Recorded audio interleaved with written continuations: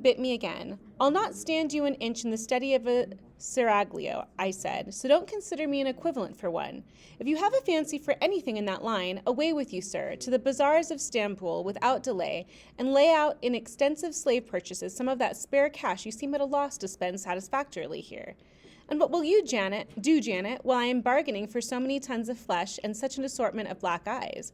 I'll be preparing myself to go out as a missionary to preach liberty to them that are enslaved, your harem inmates amongst the rest. I'll get admitted there, and I'll stir up mutiny, and you, three-tailed bashaw as you are, sir, shall in a trice find yourself fettered amongst our hands, nor will I, for one, consent to cut your bonds till you have signed a charter, the most liberal that despot ever yet conferred.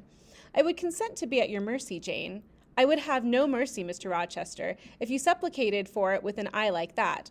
While you looked so, I should be certain that whatever charter you might grant under coercion, your first act, when released, would be to violate its conditions. Why, Jane, what would you have? I fear you will compel me to go through a private marriage ceremony. Besides that performed at the altar. You will stipulate, I see, for peculiar terms. What will they be? I only want an easy mind, sir, not crushed by crowded obligations. Do you remember what you said of Celine Varens, of the diamonds, the cashmeres you gave her? I will not be your English Celine Varens. I shall continue to act as Adele's governess. By that I shall earn my board and lodging, and £30 a year besides. I'll furnish my own wardrobe out of that money, and you shall give me nothing but, well, but what? Your regard, and if I give you mine in return, that debt will be quit. Well, for a cool native impudence and pure innate pride, you haven't your equal, said he. We were now approaching Thornfield. Will it please you to dine with me today? He asked as we re-entered the gates. No, thank you, sir. And what for no thank you, if one may inquire? I never have dined with you, sir, and I see no reason why I should now till what? You delight in half-phrases. Till I can't help it. So she doesn't even want to eat with him, and she's engaged to him. Isn't that weird? Right? Like, I would want to know how my significant other eats. Like, do they eat with their mouth open? Do they make loud noises? You know, like, probably not because he's like a gentleman. But still, I would want to eat with the person I wanted to marry. Do you suppose I eat like an ogre or a ghoul that you dread being in the companion of my repast? I have formed no supposition on the subject, sir, but I want to go on as usual for another month. You will give up your governessing slavery at once. Indeed, begging your pardon, sir, I shall not. I shall just go on with it as usual. I shall keep out of your way all day, as I have been accustomed to do. You may send for me in the evening when you feel disposed to see me, and I'll come then, but at no other time. Man, she's like definitely playing hard to get. I want a smoke, Jane, or a pinch of snuff to comfort me under all this poor me donner countenance. Which means to steady me. Where was I? As Adele would say, and unfortunately I have neither my cigar case nor my snuff box, but listen, whisper. It is your time now, little tyrant, but it will be mine presently, and when once I have fairly seized you to have and to hold, I'll just, figuratively speaking, attach you to a chain like this, touching his watch guard. Yes, bonny wee thing, I'll wear you in my bosom, lest my jewel I should tine. So he's being quite flirtatious and direct, especially for the 19th century. Right, guys? I love their banter, but he's taken it pretty far. He said this as he helped me to alight from the carriage, and while he afterwards lifted out Adele, I entered the house and made good my retreat upstairs. He duly summoned me to his presence in the evening. I prepared an occupation for him, for I was determined not to spend the whole time in a tete-a-tete conversation. I remembered his fine voice. I knew he liked to sing. Good singers generally do. I was no vocalist myself, and, in his fastidious judgment, no musician either, but I delighted in listening when the performance was good. No sooner had twilight, that hour of romance, began to lower her blue and starry banner over the lattice, than I rose, opened the piano, and entreated him, for the love of heaven, to give me a song. He said I was a capricious witch, and that he would rather sing another time, but I averred that no time was like the present. Did I like his voice, he asked. Very much. I was not fond of pampering that susceptible vanity of his, but for once, and from motives of expediency, I would e'en soothe and stimulate it. Then, Jane, you must play the accompaniment. Very well, sir, I shall try. I did try, but was presently swept off the stool and denominated a little bungler. Being pushed unceremoniously to one side, which was precisely what I wished, he usurped my place and proceeded to accompany himself, for he could play as well as sing. I hied me to the window recess, and while I sat there and looked out on the still trees and dim lawn, to a sweet air was sung in mellow tones the following strain. I always find it interesting when they put a poem or a song in a book. So I want you guys to think, like, why this song? What are we going to be learning about? The truest love that ever heart felt at its kindled core did through each vein in quickened start the tide of being pour. Her coming was my hope each day, her parting was my pain. The chance that did her steps delay was ice in every vein. I dreamed it would be nameless bliss, as I loved love to be, and to this object did I press, as blind as eagerly.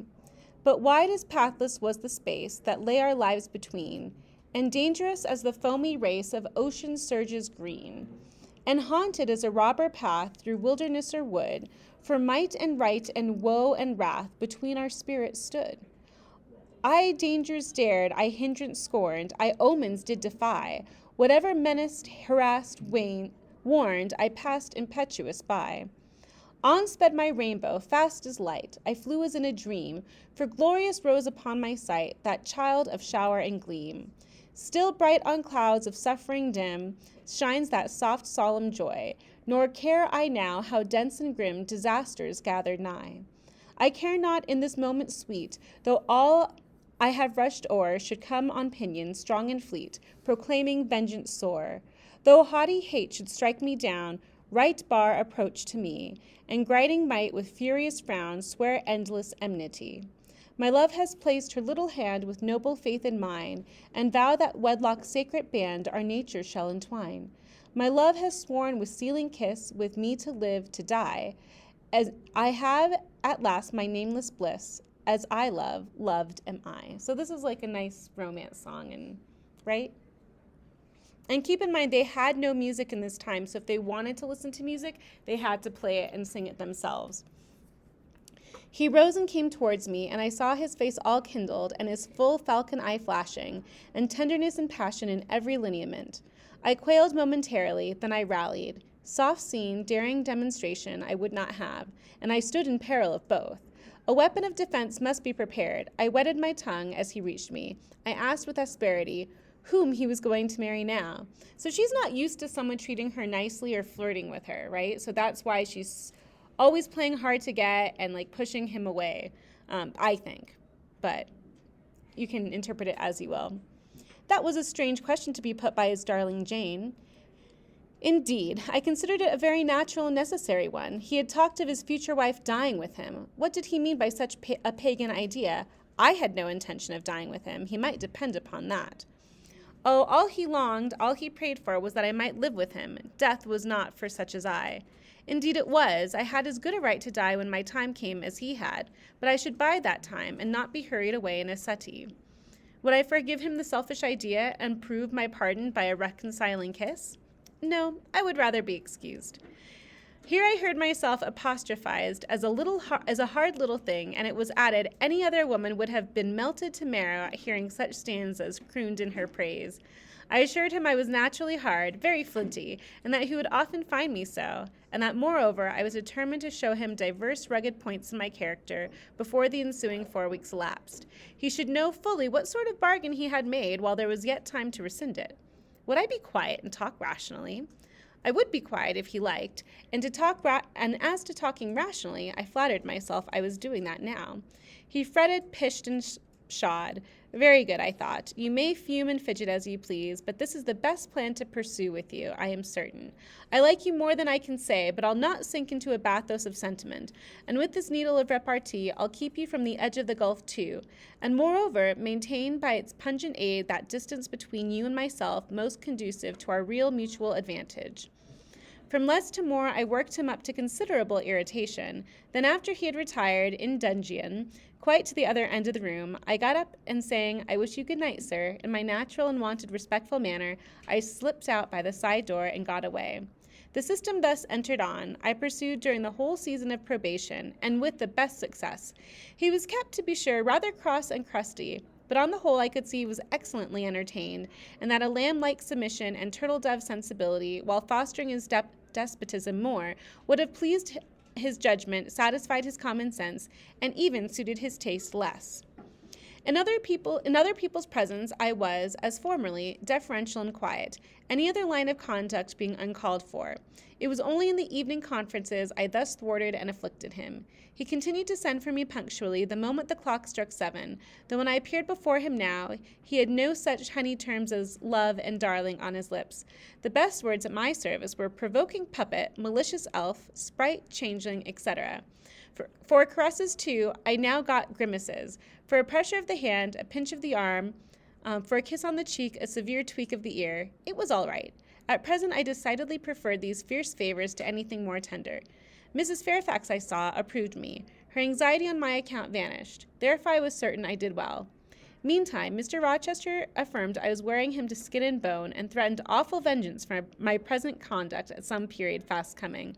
I laughed in my sleeve at his menaces. I can keep you in reasonable check now, I reflected, and I don't doubt to be able to do it hereafter. If one expedient loses its virtue, another must be devised. Yet after all, my task was not an easy one.